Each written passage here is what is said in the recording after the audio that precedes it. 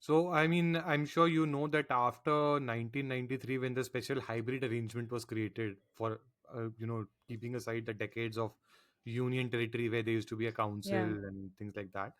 So, I mean, there was only once that the BJP came to power. That was in '93.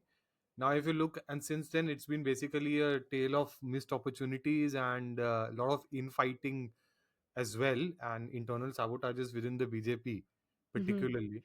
But if you look at the last six elections, particularly, and I had my friend Aryaman Sharma pull out the numbers for me this time. Okay. BJP has basically been hovering around the 34% mark in terms of vote share consecutively for the last six elections. Now, Hmm. this is a serious problem because even at the best that they performed in terms of vote share, which was the last assembly election, they barely managed to touch 39%. Yeah. And this has been a serious challenge. The Hmm. last time they actually crossed 30 seats or touched 30 seats was when Harshvardhan was the chief ministerial face for BJP in 2013.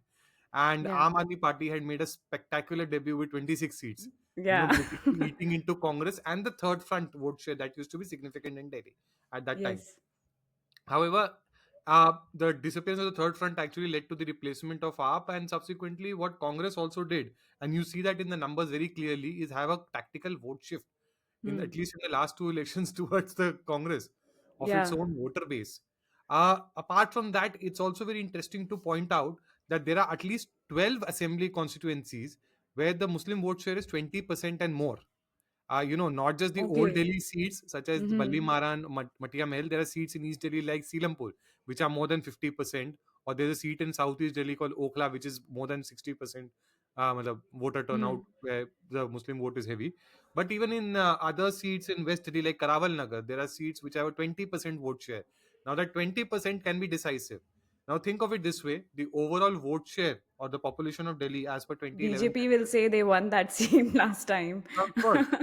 But here's the fun part. So the 2011 census tells us, and since we don't have a better census data since then, Yeah. we know that Delhi's Muslim population stood at 13% roughly. Hmm. And if you look at the vote share difference of the Congress between 2013 and 2015, there was a drop of about 24 minus 9. I mean, in terms of percentage points, I'm just saying Yeah. percentage points here.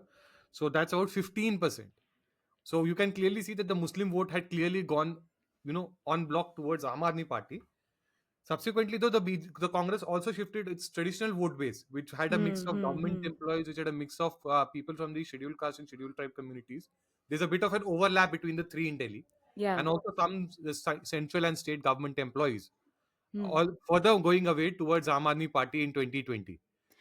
Yeah. BJP, however, has continued with its traditional vote bank of, the as it used to be called the Punjabi Baniya Party in Delhi, Hmm. which you see the influence of particularly in Western Delhi, where the BJP remains a strong contender every time because Yeah. these are the places where the Punjabi and Baniya vote tends to dominate today more.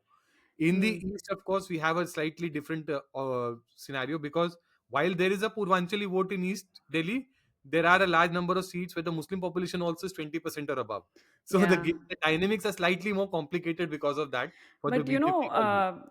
what I heard in one of the debates, BJP person saying is that we got 38 or around 39 last time, and the 1993 election, which they won, it was close to 42, 43% vote share, but they were able to win seats.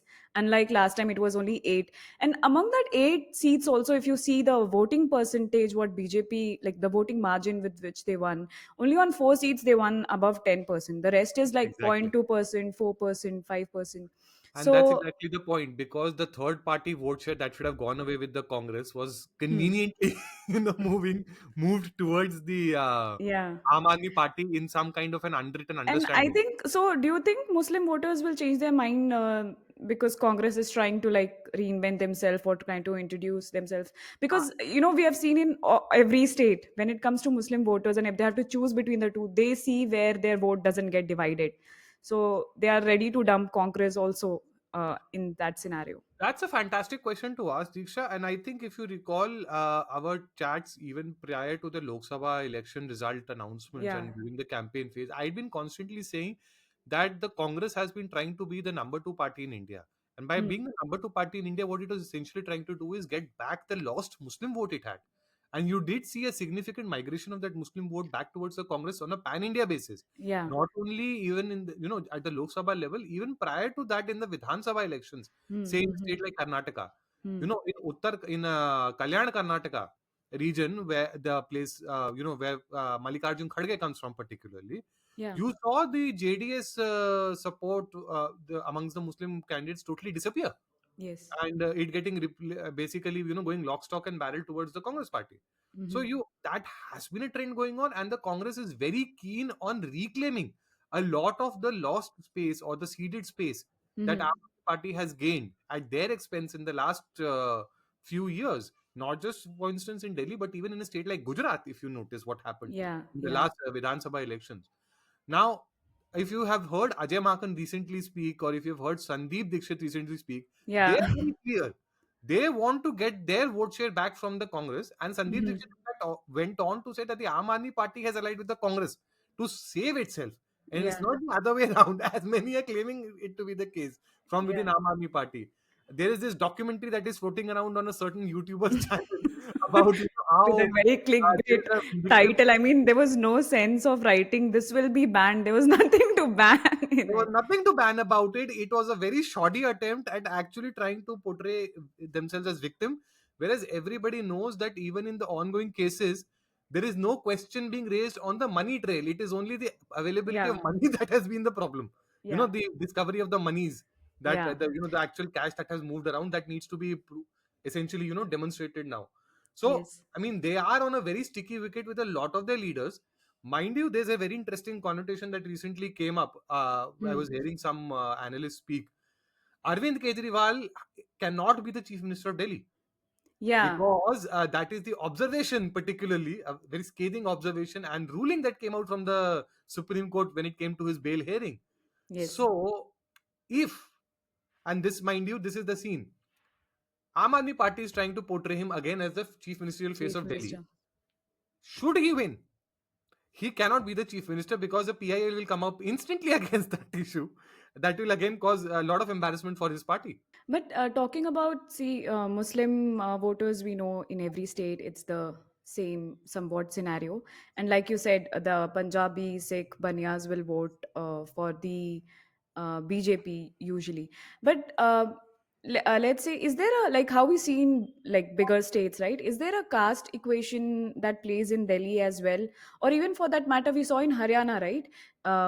It's like it was all about all the analysis, all the narrative was about Jat versus non-Jats voters or the SC voters. So how it's in Delhi?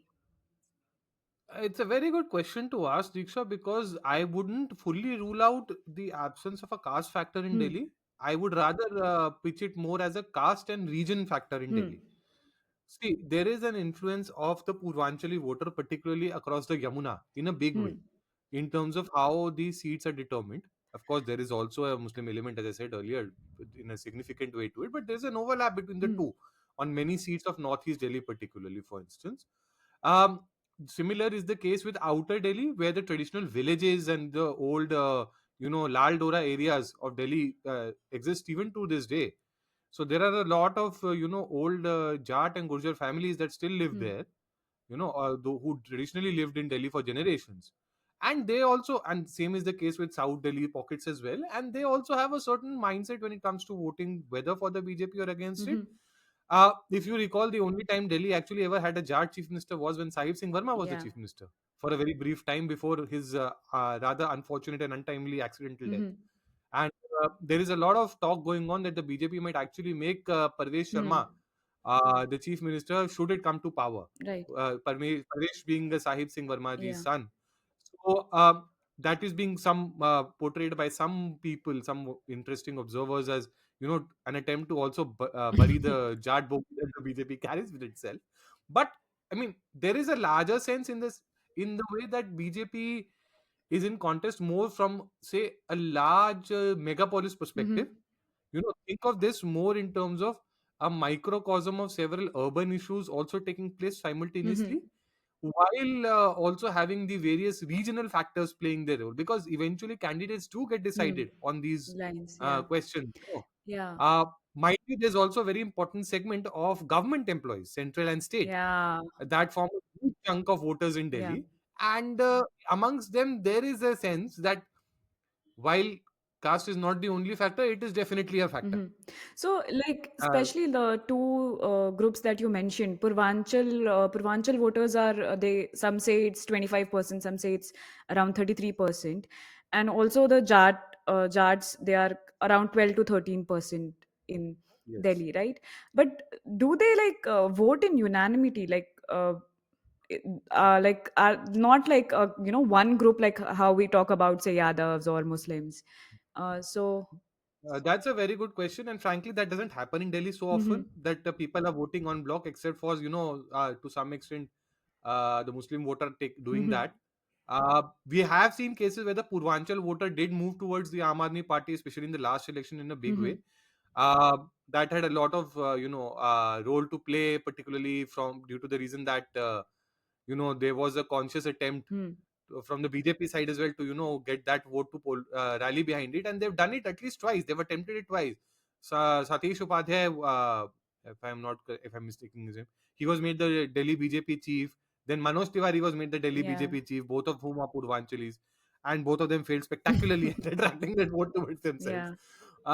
In fact, when Manoj Tiwari was the chief minister, there were a lot of jokes, and Aam Aadmi Party used one of his very famous Bhojpuri songs, "Rinke Ke Papa," to full effect against him in a very bad Even manner Aap and has made him look like released a a absolute buffoon. Bhojpuri song. Yeah, yeah, and this is the thing, because everybody understands that everybody's trying to get the Bhojpuri vote to vote in a single, Hmm. group. But this time, it's highly unlikely that that may Hmm. happen. There are some very pertinent issues that are really hurting Aam Aadmi Party in a big Hmm. way. See, people in Delhi are very smart. You have to realize that. For three elections in a row, they've been voting BJP at the center now, unanimously with more than 50% Yeah. of the vote share. Yeah. But in the last two elections, when it came to the Vidhan Sabha, the vote share of the BJP dropped below 50 and even below 40. Yes. So there is a serious Yeah. problem that at the state level, or at the city level, as you want to call Hmm. it, there is a disconnect in terms of identifying with the leadership, Hmm. or the face, or or the lack of face, or the collective leadership that the party keeps proffering towards. Hmm. There's nobody who generally instills a lot of confidence within the party as well.